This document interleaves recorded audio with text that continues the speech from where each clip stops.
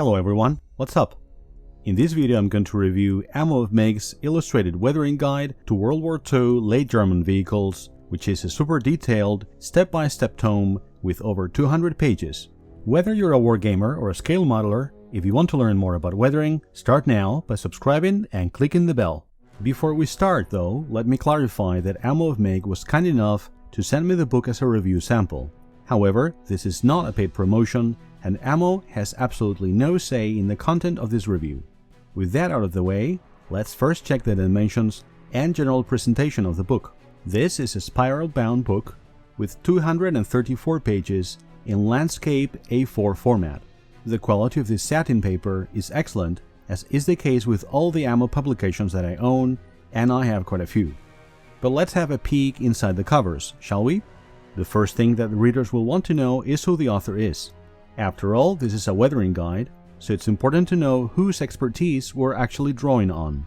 In this case, we can see that the concept belongs to Mick Jimenez and that the writers are three: Mick himself, Enrique Calderón, and Diego Quijano. Given that Calderón has written several other books for WWII, and that Quijano is a renowned modeler as well, I think any doubts as to the reliability of the information contained in the book can be immediately cast aside. In the index, you can see that this book has 9 chapters, each of which covers a different late war vehicle. We have conventional tanks, we have Sturmgeschützen, we have a half-track, and also an armored car. The 10th and last section, about the Panzer IV, is a digital bonus chapter. As you can see, there is an introduction by Mick Jimenez discussing some aspects of the various techniques involved. After that, we are presented with an explanation of the different products used in the book, such as primers, varnishes, enamels, and even airbrushes. Now let's have a look together at Chapter 1, devoted to the Panzer Ausführung G. This way you can form your own opinion as well. First, we get a brief explanation about the real-life reference that was used here. Each chapter, by the way, is based on a real documented vehicle. Then we get 11 beautiful illustrations. Each of them corresponds with a step in the tutorial. Step 1 is called base color, that is to say what most of us would call base coat, and here you can see its accompanying illustration. Step 2 is camouflage.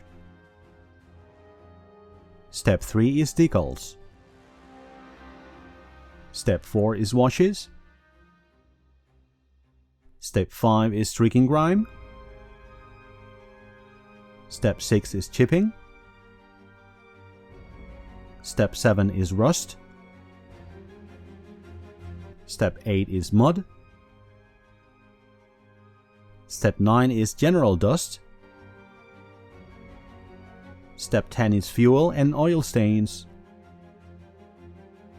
And finally, Step 11 is splashes.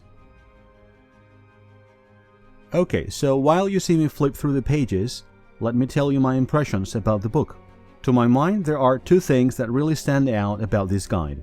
First of all, the level of detail, which is really quite impressive. Each step is broken down into clear sub-steps, and we're also provided with really specific guidance, like the amount of pressure for the airbrush or the recommended drying times for paints. Secondly, the illustrations and graphics are really fantastic and provide a clear visual counterpart to the text itself.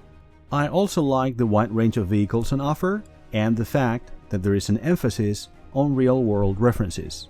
What are some things that I found, let's say, less impressive?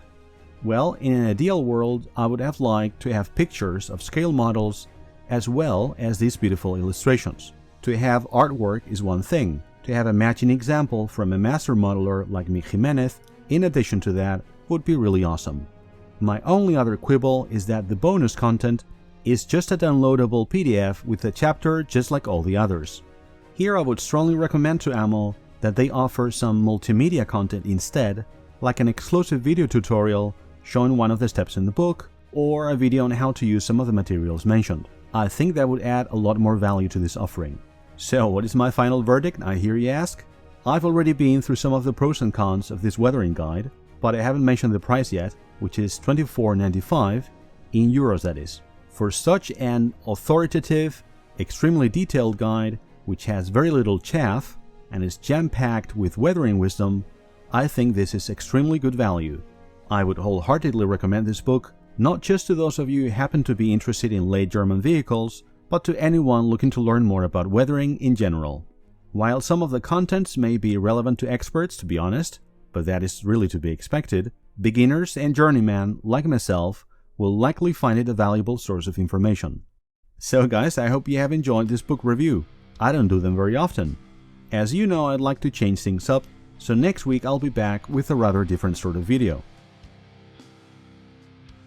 In the meantime, if you want to see how I painted and weathered a German Kugelpanzer by Das Werk, click on the video on the left. And if you want to know a trick for weathering tank exhausts, check out the one on the right. Thank you all, and remember, keep it up and weather it out.